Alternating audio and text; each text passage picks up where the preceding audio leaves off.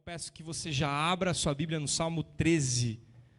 Salmo 13, um texto de Davi, e eu espero que esse salmo toque o seu coração hoje, e que mude a sua vida, porque mudou a vida de Davi. Nós leremos do primeiro versículo até o 6º.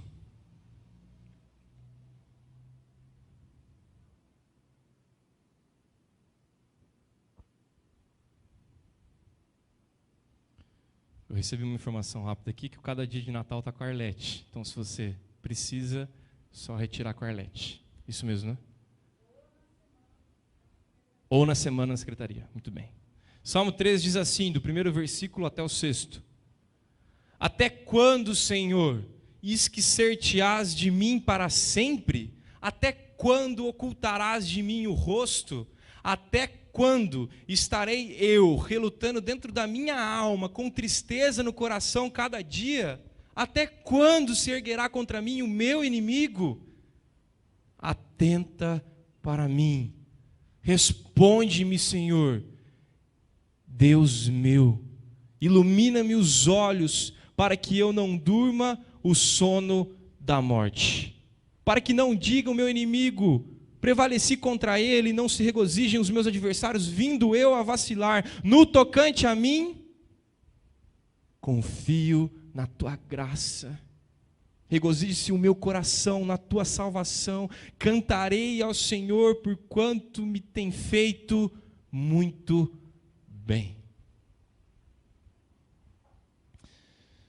Eu gosto de entender o Salmo como uma escola do Senhor para nossas vidas.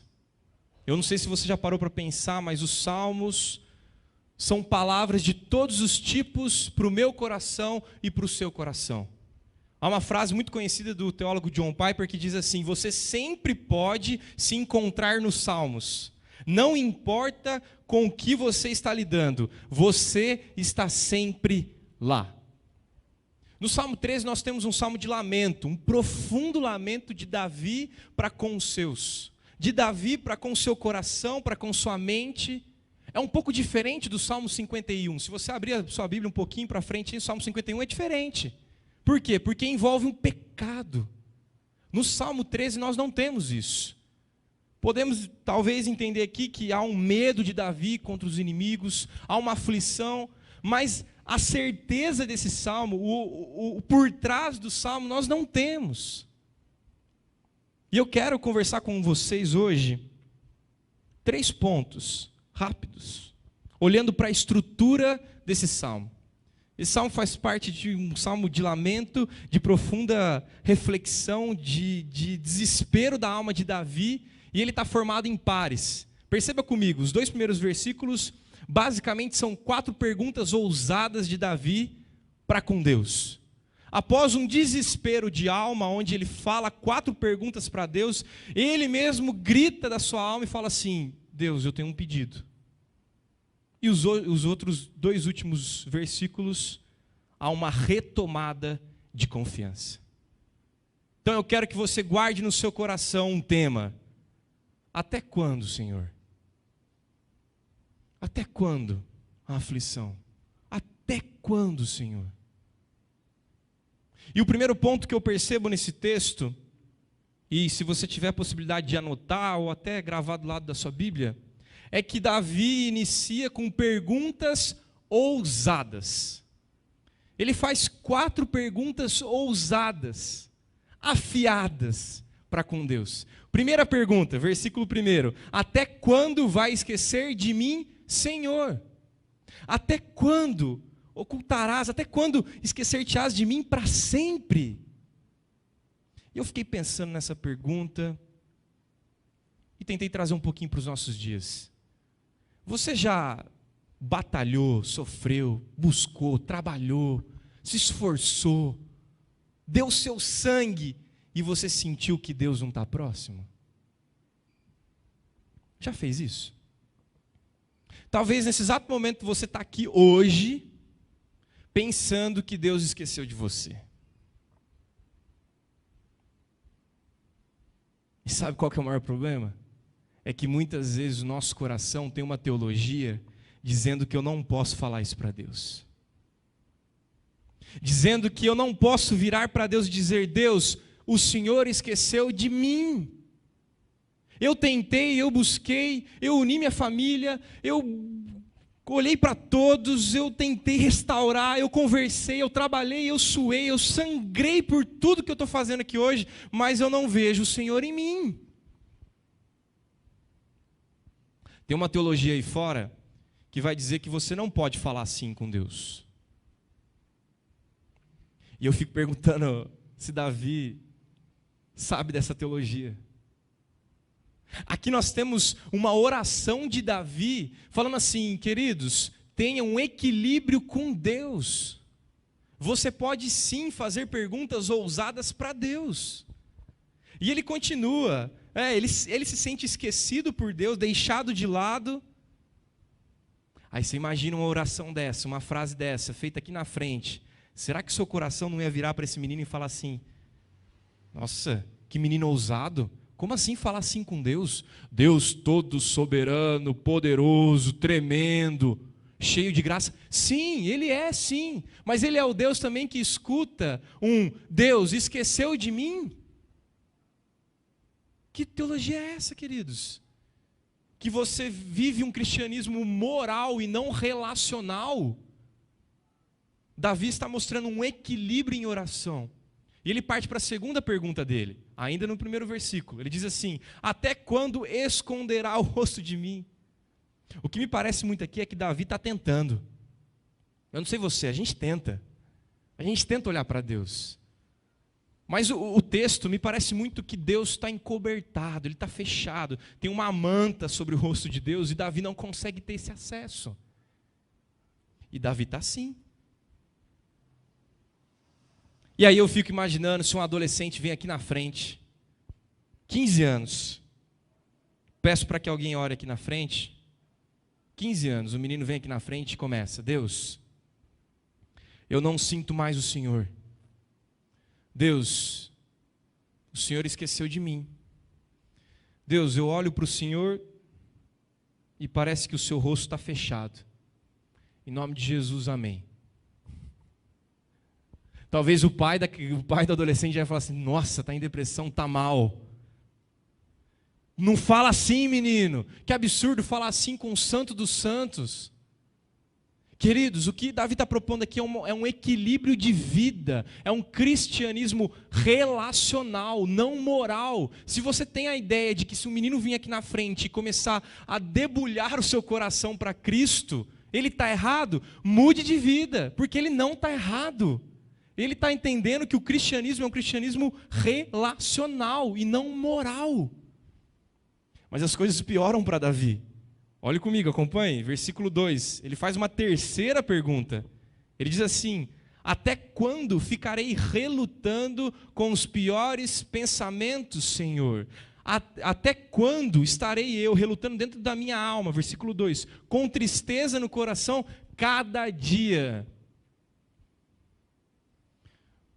Olha, olhando para um texto como esse, e aí eu faço até uma pergunta para você. Você acha que Davi está com depressão aqui?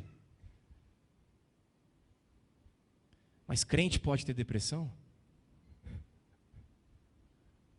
Eu não sei se você já foi questionado, ou se você já fez essa questão, de virar e falar: crente não pode ter depressão.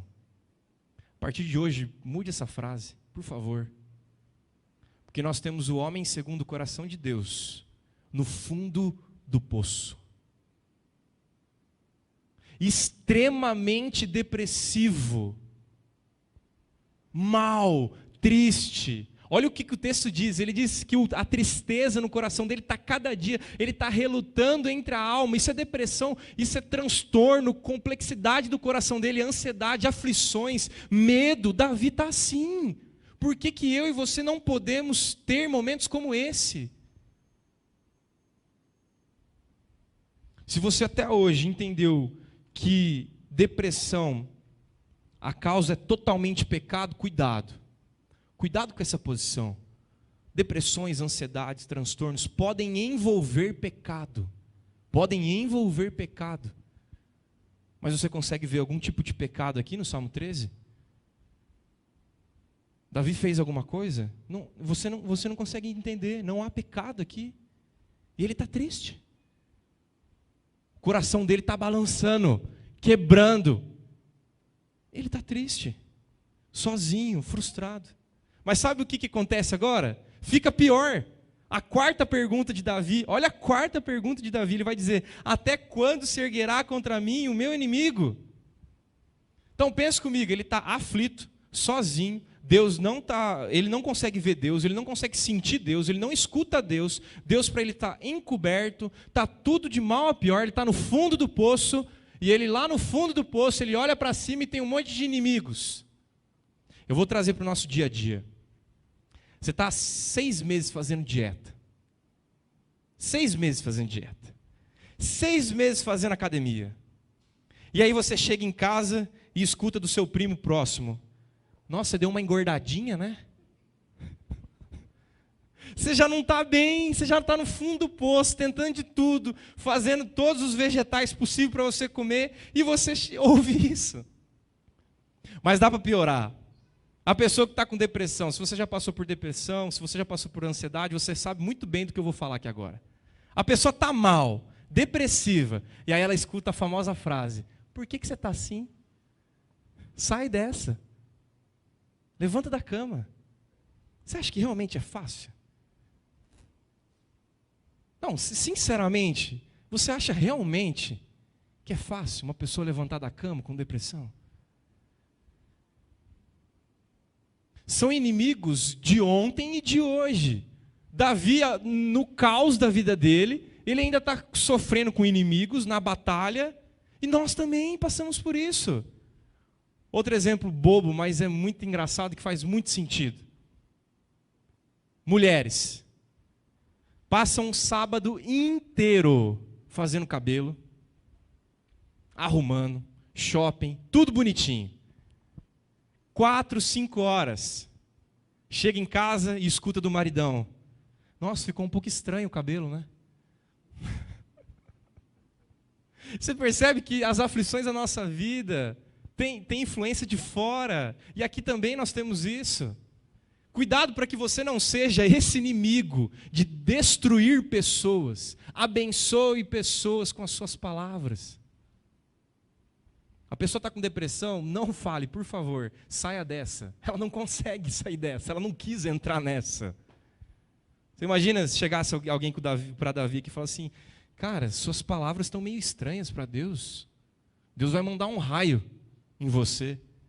O problema é que a gente tem muito uma visão de Deus como Zeus, aquele que está sentado numa cadeira com um raio na mão. Onde eu piso na bola, ele me fere com um raio. Mas não. Deus é um Deus de amor, que está olhando para você hoje aqui, dizendo: fale comigo, faça 4 perguntas ousadas como Davi fez para Deus. Esse é o nosso primeiro ponto. Eu percebo uma situação desesperadora de Davi, e uma situação desesperadora remete ao quê? Resulta ao quê? A um grito da alma. O problema é que tem muita gente aqui, na nossa igreja, no mundo lá fora, que está passando um desespero tremendo, e quando vai orar diz: Deus, não, diz amém. Não expõe a alma, não rasga o coração, não traz aquilo que está batendo, gritando no coração. Acompanhe comigo o grito da alma de Davi. Primeiro ponto, perguntas ousadas, você precisa fazer para Deus. Segundo ponto, um grito desesperador de Davi. Versículo 3 diz assim: atenta para mim, responde-me, Senhor, Deus meu, ilumina-me os olhos para que eu não durma o sono da morte, para que o meu inimigo não diga: prevaleci contra ele, não regozijem os meus adversários, vindo eu a vacilar. 4 perguntas desesperadoras resultam num grito de Davi. E há 3 palavras aqui importantes. 3 ordens. Quando você vai olhar no original do texto, encontramos 3 imperativos de Davi. É tão forte a palavra que é como se fosse uma ordem de Davi para com Deus. Esquece sua teologia. Esquece um pouquinho a sua teologia e olha para a Bíblia. Olha para a Bíblia, olha o que Davi está fazendo. 3 pedidos fortes de Davi para com Deus. Primeiro, atenta. Olha para mim. Ele não sente mais Deus. Deus, traga os seus olhares para mim, porque eu não consigo mais entender isso. Atenta para comigo. Segundo pedido, responde-me. Mas que menino abusado esse Davi, né? É isso que ele está ensinando a gente. Para um pouco com as suas orações cheias de floreios. O que aconteceu com a gente? Floreios e mais floreios, requerimentos, pedidos, palavras bonitas, repetições. Você tem 6 versículos de oração aqui. 6. Não dá 30 segundos de leitura. Ele está rasgando o coração dele. Segundo, responde-me, Senhor, Deus meu. É interessante esse Deus meu, porque agora parece que Davi mudou. Ele já está sentindo a cura.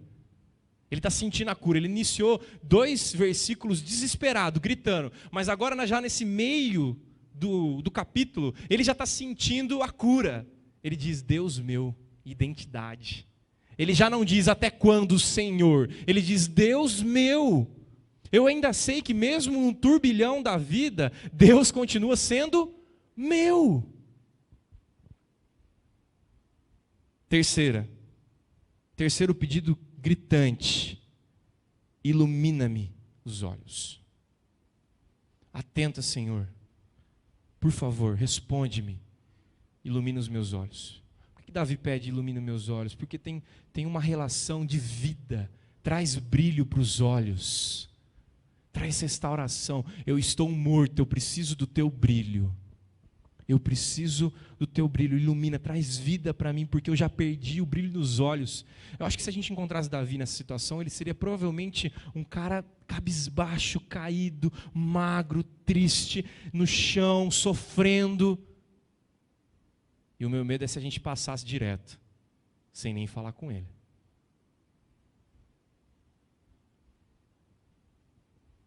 E por fim,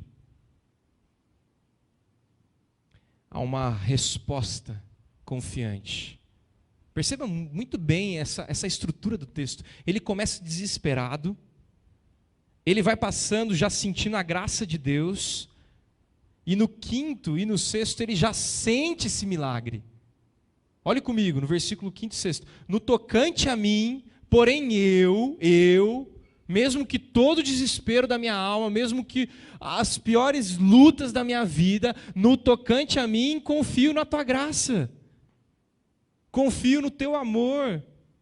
E aí ele começa a falar para o coração dele, é lindo isso aqui, regozije-se o meu coração na tua salvação, no teu livramento, então eu cantarei ao Senhor. Por quê? Porquanto ele me tem feito muito bem. Mas que Davi é esse? Sabe o que eu aprendo aqui? E o que a gente pode levar para a nossa vida? É que a oração não muda Deus. Oração muda a gente. Olha a diferença do Davi do início e do Davi do fim. O Davi do início, ele está orando, mas ele está desesperado. Ele está orando ali, mas ele está bem incrédulo que a sua oração vai subir aos céus. Ele está desesperado. No fim ele já diz assim, no tocante a mim, eu confio. Eu descanso. Mesmo que eu não estou entendendo nada. A nossa sociedade trouxe uma ideia de que a gente tem que entender tudo. Sabia? Você não precisa entender tudo. Você não precisa entender tudo. Eu quero te desafiar nessa manhã, você que está em casa também, a perguntar, questionar a Deus. Deixa de lado um pouco o seu tradicionalismo. Deixa de lado um pouco aquilo que você talvez aprendeu de que Deus não pode ouvir tais coisas. Deixa de lado. Eu quero que você seja igual Davi. Eu quero que você lembre de algumas perguntas que não têm respostas. Respostas humanas. Mas que você direcione essas perguntas a Deus. Ontem eu perdi um dos meus melhores amigos do ensino médio. Estudei 3 anos com ele. Ele faleceu ontem, 27 anos. Eu fui no enterro, a irmã ao lado do caixão, a mãe inconsolável. Ele teve uma doença, em 1 mês faleceu. E a irmã no caixão, conversando comigo, falando: Diego, por quê? Eu não consigo entender. Aí virei para ela: eu também não. Eu não entendo. Por que você tem que dar razão para tudo? Por que você tem que trazer resposta para tudo? Por que a nossa teologia tem que dar resposta para tudo? Se Deus é um Deus totalmente outro, por que a gente coloca Deus sempre numa caixinha e tenta responder tudo? Isso traz conflito no coração. A única coisa que eu pude virar para aquela mulher e fazer era ficar em silêncio. Não tinha mais o que dizer. Um menino de 27 anos, falecendo, mudando o curso natural, a mãe enterrando o seu filho. O que eu poderia dizer para ela? Eu cheguei em casa, li esse texto, eu comecei a entender o até quando, Senhor. Até quando a gente vai sofrer nessa terra? Até quando o mal vai imperar? E aí eu comecei a entender a pergunta daquela menina. Por quê? Para quê? Eu não estou conseguindo entender. Por que ele está aqui deitado? Não caiu a ficha ainda para mim? E aí eu comecei a entender a ideia de Davi. Levar perguntas como essa a Deus. O problema é que nós desesperamos o nosso coração e não levamos a Deus. Tentamos organizar a nossa vida com a nossa própria força. Por quê? Porque nós temos influência, nós temos poder, nós temos dinheiro, nós temos o melhor convênio, nós temos. Enquanto Davi nos ensina aqui que nós não temos. Eu quero te desafiar hoje a fazer perguntas afiadas para Deus. Sabe aquelas assim, ó? Deus, por que eu não te sinto mais? Deus, por que eu estou todos os dias da minha vida triste? Deus, por que a depressão não passa? Deus, por que a ansiedade não passa? Deus, por que minha vida é um caos? Deus, por que o meu relacionamento com o esposo é um caos? Deus, por que os meus filhos não me entendem? Deus, por que o meu coração está parando e eu estou sentindo a vontade de morte? Deus, por quê? Você já fez algum tipo de pergunta como essa para Deus? Eu quero muito que você faça isso hoje. Sabe por quê? Porque Deus muda o seu coração. Você não vai mudar Deus, mas você vai ser transformado pela graça de Cristo Jesus. Você vai ser transformado, aquilo que Davi falou aqui, no tocante a mim, eu confio na tua graça. Um desespero, mas eu confio, eu não estou entendendo. Eu quero orar com você, com uma música. Baixe sua cabeça, nós teremos esse momento de oração.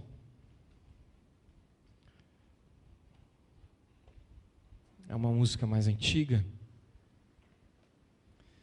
mas eu quero te desafiar a pensar sobre isso. Perguntas ousadas. Não me venha com: Deus, abençoe minhas férias. Perguntas ousadas, profundas. Não sinto mais amor pelo meu filho. Já parou para pensar nisso? Que tem pai que não ama mais filho, que tem filho que não ama mais pai. Perguntas profundas. Deus quer ouvir o seu até quando? Até quando? E diga a Deus. É isso que eu estou pedindo para você hoje. Em nome de Jesus, ore. Feche seus olhos.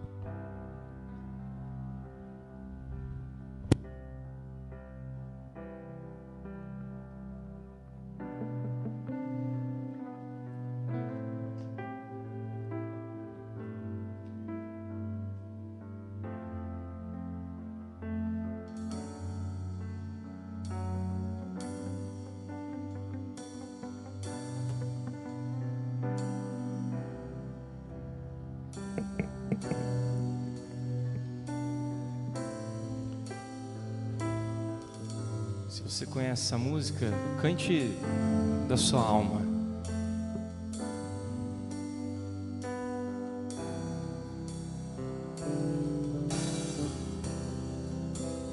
Com a minha voz clamo ao Senhor.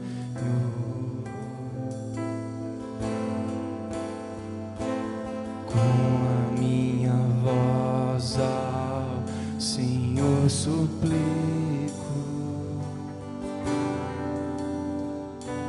Diante dele a prostrar-me estou.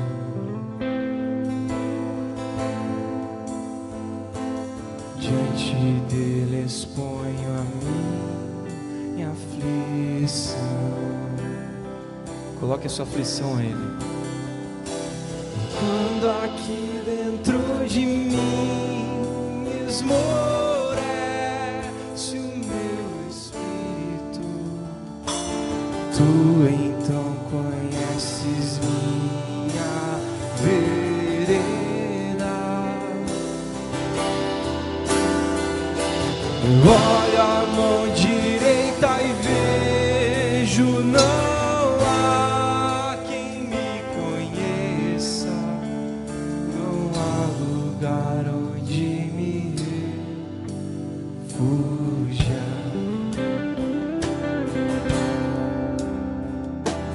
Com a minha voz clamo ao Senhor.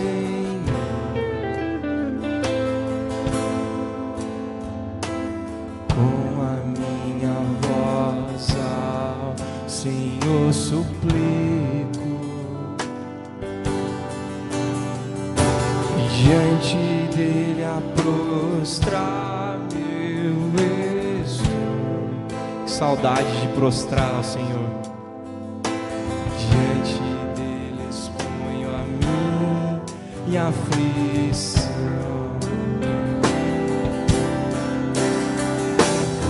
Senhor, a ti clamei, pois tu és o meu refúgio e o meu tesouro entre os viventes. Vem, atende o meu clamor, que estou muito abatido. Vendo forte pecado. Faça essa oração. Tira, Senhor. Tira-me desta prisão e assim louvarei teu nome. E então os justos me secarão.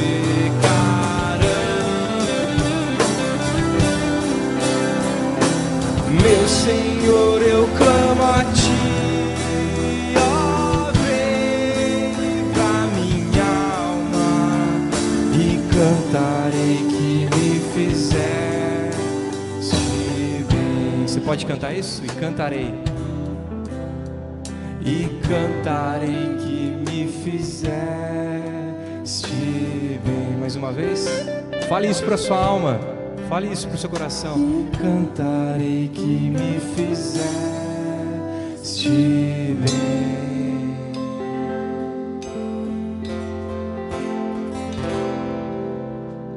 Ó Deus, nós clamamos a Ti, Pai. Temos tantas perguntas pesadas, nós não conseguimos. Recebe, ó Pai, o coração de cada um aqui que gritou ao Seu nome nessa manhã. Que gritou até quando, Senhor? Até quando relacionamentos partidos? Até quando coração destruído? Até quando sentimentos quebrantados, ó Pai? Até quando, ó Pai, conflitos, pecados, ó Pai? Até quando, Deus? Cura, ó Pai. Traga a Tua restauração. Traga, ó Pai, o Teu alento. Porque a Tua graça é muito melhor do que a vida. Por isso os nossos lábios estão Te louvando, Deus. Ó Senhor, recebe a nossa adoração. Em nome de Cristo Jesus nós oramos.